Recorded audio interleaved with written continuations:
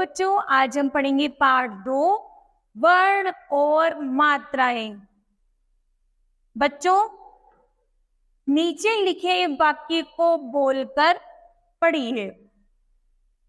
जैसे यहाँ पर बच्चे हैं, उनमें से एक लड़का है रोहन। रोहन कहते हैं, रोहन क्या तुमने राधिका को देखा है? तो वह कहते हैं हाँ, वह मेरे पीछे ही खड़ी है।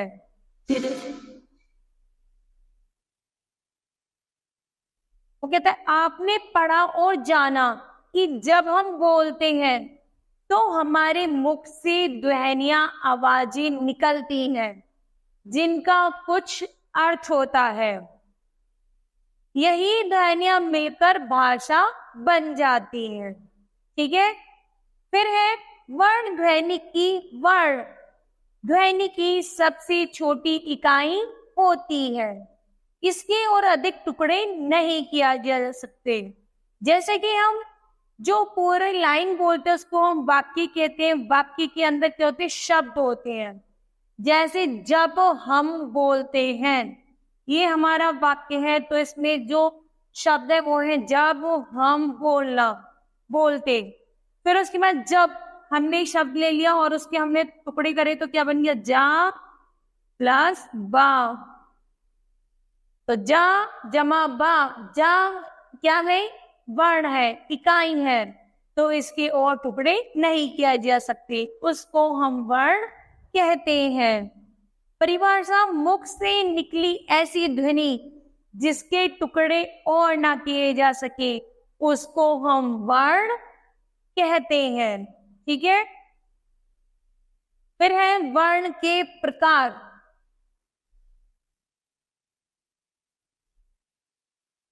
वर्ण दो प्रकार के होते हैं, स्वर और व्यंजन। स्वर क्या होते हैं? सबसे पहले आते हैं स्वर क्या होते हैं? वे वर्ण जो स्वतंत्र रूप से बोले जाते हैं वो स्वर कहलाते हैं। जैसे आ, ई, उ, ए, आई, ओ। तो ये क्या है? हमारे स्वर है। और ये कितने हैं? 11 है। कितने हैं? 11 है। दूसरा आता है व्यंजन, जो वर्ण स्वरों की सहायता से बोले जाते हैं उन्हें व्यंजन कहते हैं। जो स्वरों की सहायता से बोले जाते हैं उन्हें हम व्यंजन कहते हैं। जैसे का, हा, गा, घा, चा, छा, जा, झाड़ा, टा, ठा, ढा, ढाड़ा, ढा। ये जितने भी शब्द वर्ण है वो क्या है? व्यंजन है, जो हम बचपन से पढ़ते आए हैं, स्वर और व्यंजन।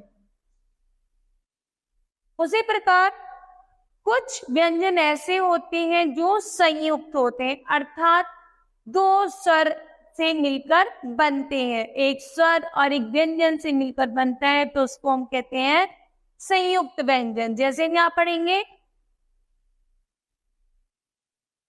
दो व्यंजनों के मेल से बने व्यंजन संयुक्त व्यंजन कहलाते हैं। ये निम्न 4 होते हैं। जैसे 6 क्षत्रिय पढ़ते ना, 6 क्षत्रिय, तो कैसे पढ़ेंगे? का, छोटा का प्लस शाम, तो क्या बन गया? कक्षाम, अर्थात यक्ष और रक्षाम। मतलब क्या बना है इसका? श्याम, क्षत्रिय, त्रिय बना ना, क्षत्रिय का अदक्ता और शय मिलकर बन गया शय, तो क्षत्रिय। तो इसका शब्द कैसे प्रयोग करते हैं? कक्षा में यक्ष और रक्षा। उसी प्रकार है छोटा ता और राम, तो ता रा बन गया त्रा। त्रा से शब्द बनता है पत्र, पत्र। चा छोटी ई त्र, चित्र। माँ छोटी ई त्र, मित्र। उसी प्रकार अदजा, छोटा जा और ना, तो क्या बन गया? ज्ञान। क्या बन गया? ज्ञा। तो मतलब ज्ञा और ज्ञा, तो क्या बन गया? यज्ञ। ज्ञान, ज्ञान, ज्ञ आते ज्ञान। फिर आता है छोटा श प्लस र, तो क्या बन गया? क्या शब्द में ना? श्रम। श्रा से शर, श्रम, श्रम। श्रा ई श्री, श्रवण, श्रवण। ठीक है। फिर आते हैं हमारे विसर्ग। विसर्ग आते हैं, इनकी ध्वनि अह की तरह बोली जाती है। जैसे प्रा के नीचे रा, आ, ता, अह, प्रातः। न म अह, नमः। तो आतः, अथः। और क्रमशः, क्रमशः। ठीक है। उसी प्रकार अनुस्वर, अनुस्वर जो ये बिंदी होती है, ये ना की आवाज देते, ना। ये जैसे प न ख प, रा न ग र, अ न ग उ र अंगूर, प ल न ग पलंग। उसी प्रकार आदि शब्द बोले जाते हैं। फिर अनुनासिक, जो नाक की स्वर से बोले जाते उन्हीं हम कहते हैं अनुनासिक स्वर। जैसे इसमें चंद्र बिंदु भी इसको कहा जाता है। च आंद, चांद। ए आंख, आंख। स आप, सांप। उसी प्रकार आदि शब्द है।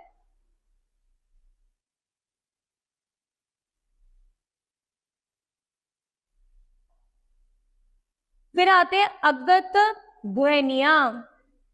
वे ध्वनिया जो किसी अन्य भाषा से हिंदी में आई हैं, उन्हें अगत, आगत ध्वनिया कहते हैं। जैसे आ, बाल, डॉक्टर और काफी, जिसमें अर्ध चंद्र बिंदु होता है। जिसमें जैसे चंद्र बिंदु में तो बिंदी, चंद्र के ऊपर बिंदु होता है, और अर्ध चंद्र बिंदु, अर्ध चंद्र में तो ओनली केवल चंद्र होता है। उसी प्रकार बाल, डॉक्टर और काफी। आगे पढ़ते हैं। जब किसी व्यंजन के साथ किसी स्वर का मेल होता है तो स्वर का रूप बदल जाता है। तो स्वर का यह बदला हुआ रूप ही मात्रा कहलाता है। तो मात्रा क्या है? जब किसी स्वर का मेल होता है और स्वर का रूप जो होता है वो बदल जाता है। वो किसी जब व्यंजन के साथ लग जाता है तो स्वर का रूप बदल जाता है, उसी को हम मात्रा कहते हैं। व्यंजन के साथ स्वर के मेल होने पर जो चिन्ह जोड़ते हैं उसे हम मात्रा कहते हैं। हिंदी वर्णमाला में सभी व्यंजनों के साथ आ जुड़ा ही रहता है, इसलिए आ की कोई मात्रा नहीं होती। जैसे का, छोटा का प्लस आ, तो क्या? का। तो कोई आवाज आ रही है जैसे का, तो आ की आवाज, ध्वनि आ रही है, तो यह इसमें कोई मात्रा नहीं लगेगी।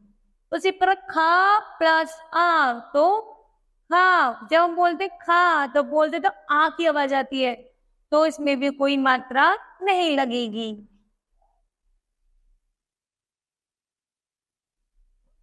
फिर पढ़ते हैं स्वर, मात्राएं और व्यंजन और शब्द। स्वर है जैसे हमारा आ पर तो हमने अभी बताया था कोई मात्रा का प्रयोग नहीं होता। उसी प्रकार जैसे हम शब्द जोड़ेंगे फा, आ, फा से क्या बना? फा से फल। दूसरा है आम, आम में क्या शब्द मात्रा लगाएंगे? आ का डंडा। रा आ, तो रा जाम, क्या बना? रा जाम।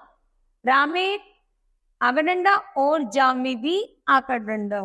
फिर है ई, छोटी की मात्रा। छोटी की मात्रा तक जैसे श पर हम छोटी की मात्रा लगाएंगे तो क्या बन जाएगा? शी। व, शिव।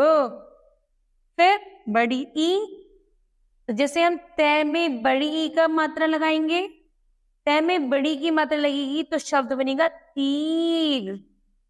फिर ओ, छोटा ओ, तो हम मान लो माँ में छोटा ऊ लगाएंगे तो क्या बन जाएगा? मुख। बड़े ऊ में, पा में बड़े ऊ की मात्रा का प्रयोग करेंगे तो बनेगा फूल। ऋषि में र नीचे, तो ऋषि में, वाम में ऋषि की मात्रा का शब्द लगाएंगे, रैफ की मात्रा का शब्द लगाएंगे तो क्या बनेगा? वृक्ष। ए में ए की मात्रा, तो भय में ए की मात्रा का प्रयोग करेंगे तो बनेगा भेड़। फिर आय में दो मात्रा पे शब्द लगाएंगे, मतलब मैं में दो मात्रा लगाएंगे तो बनेगा मैं, तो मतलब मेना। ओ में टा में ओ की मात्रा का शब्द लगाएंगे तो बनेगा टो, टो अर्थात टोप। फिर औ, तो ना में औ की मात्रा का प्रयोग करेंगे तो नौका, तो क्या बनेगा? नौका। तो बच्चों आपको समझ आया होगा। आगे चलते हैं। हमने इस पाठ में क्या सीखा? सबसे पहले हमने सीखा वर्णों की दो प्रकार होते हैं, स्वर और व्यंजन। जैसे मैंने बताया था, स्वर क्या होते हैं? जिनमें मात्राओं का प्रयोग होता है। आ से नार आपे हम छोटी सी जो आप पढ़ती थी वो क्या है? हमारे स्वर है। फिर आता है हमारा व्यंजन। व्यंजन क्या है? जो का, खा, गा, घा, वो क्या है? हमारे व्यंजन। फिर हमने पढ़ा वर्ण भाषा की सबसे छोटी पाई है। वर्ण क्या है? जिन वर्णों से मिलकर जब एक शब्द बनता है उनको वर्ण कहते हैं। सबसे छोटी इकाई क्या है? वर्ण है। जब हम किसी भी शब्द को बोलते हैं, कोई भी भाषा का प्रयोग करते हैं, तो उनमें हम वाक्य जो बोलते हैं वो किससे शुरू होते हैं? वर्णों के मेल से शुरू होता है। फिर है आ स्वर की कोई मात्रा नहीं होती, जैसे हमने अभी पढ़ा था। तो मुझे लगता है बच्चों ये पाठ आज आपको समझ आया होगा। ठीक है, धन्यवाद।